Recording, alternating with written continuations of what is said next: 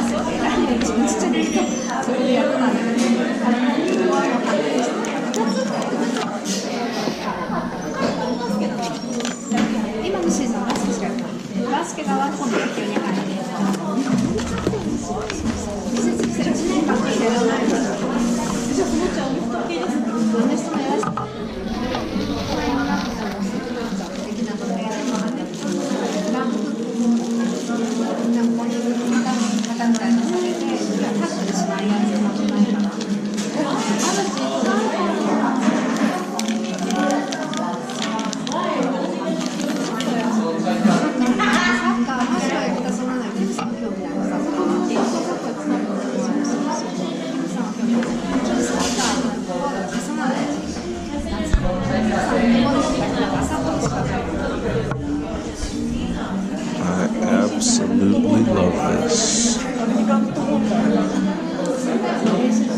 For those who are wondering, this is how this works.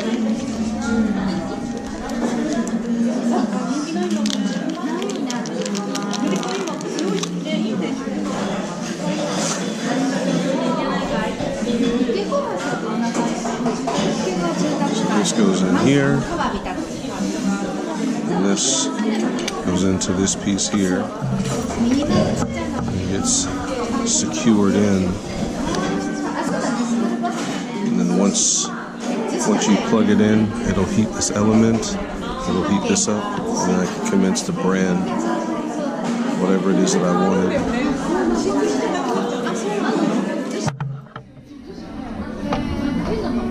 So I'm liking it so far. Now I do have to admit, because of the width of the stamp here and the detail that's in it, I'm going to have to get a large, really sturdy handle. That's what I think is missing, that might have fallen out, because these also come with a handle and there isn't one. So I'm gonna have to contact them and see what's going on.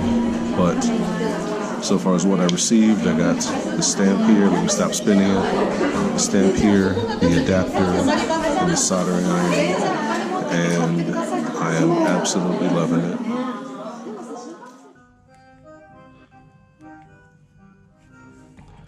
What's going on, everybody? Hey, what's up?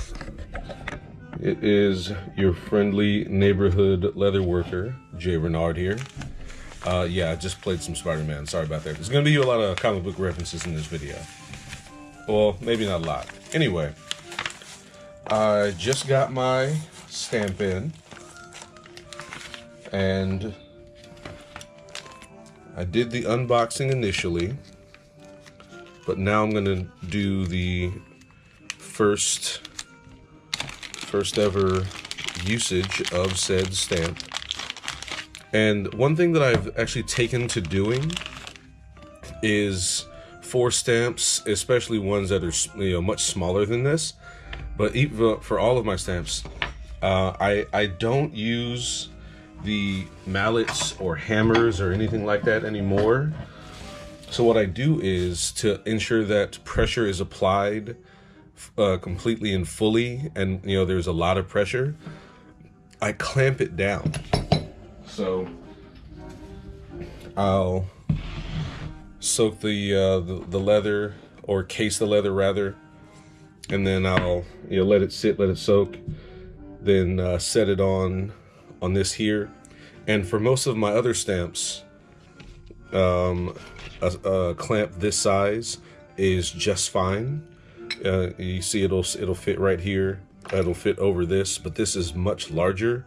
So there's a good chance I might need to use 2, which is fine. I have 2, but I'm pretty sure I should get, with 2, I'll get sufficient evened out pressure. All right, so here we go.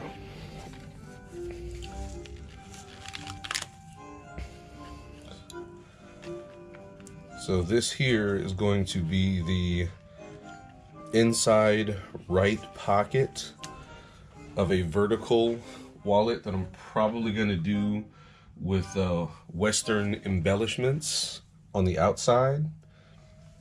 Very similar to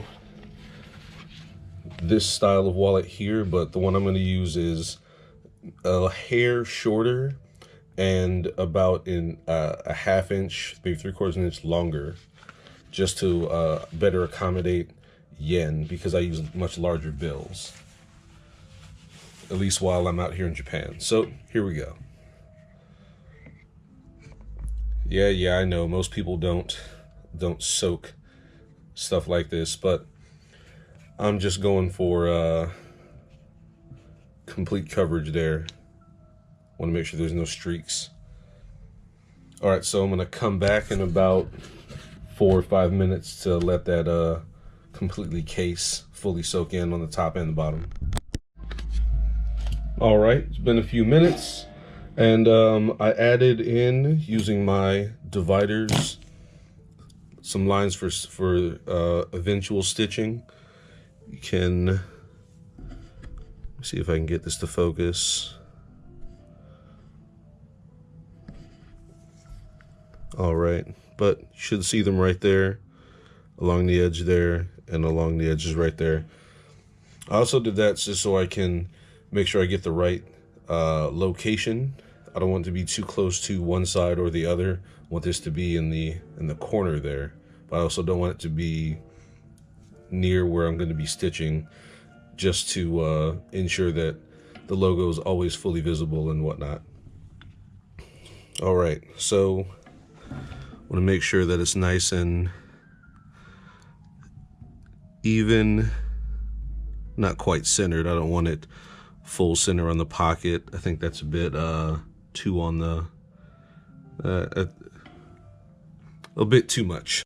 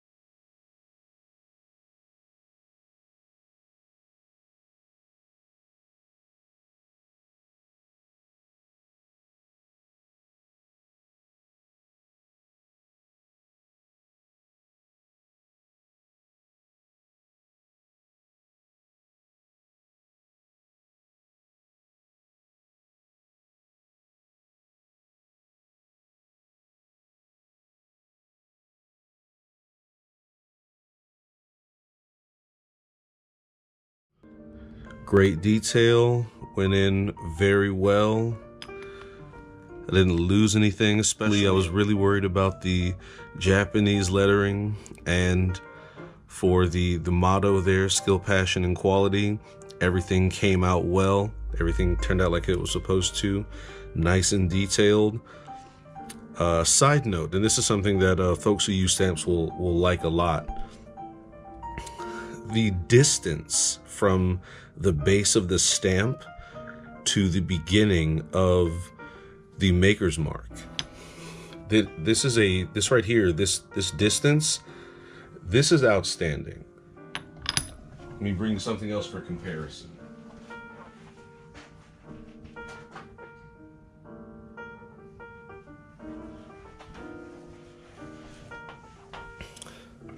So this is a ancient Egyptian stamp, or stamp of an ancient Egyptian symbol. The scarab beetle looks amazing. I've used it a few times for a couple of things, but you can see the distance from the start of the stamp to the base of the stamp is not that great. And you compare it to this here. There are times when you're hammering, or if you use a press, where you'll press in enough that the base will show around the edge where you stamped. So Hex and Hit did a great job of making this much higher to almost completely eliminate the actuality, or excuse me, the likelihood of the base of the stamp being included in the material that you're stamping. So great job, Hex and Hit. Good job on the engineering. Overall, I would say great choice, outstanding price. As you saw from before, that it came with a solder, so the stamp, the adapter for the branding or for the soldering iron, and the soldering iron and the shipping was all about $140 US. That is probably the best deal on the market, unless you know somebody who is doing the material and they're just giving you a hookup.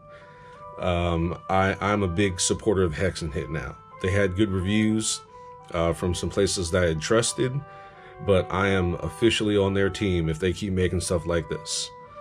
I might hit them up for a wax seal, which I'm tempted to start using on the packaging when I ship things to people. So, Hex and Hit, I'm all aboard. Great job, great stuff. 2 thumbs up.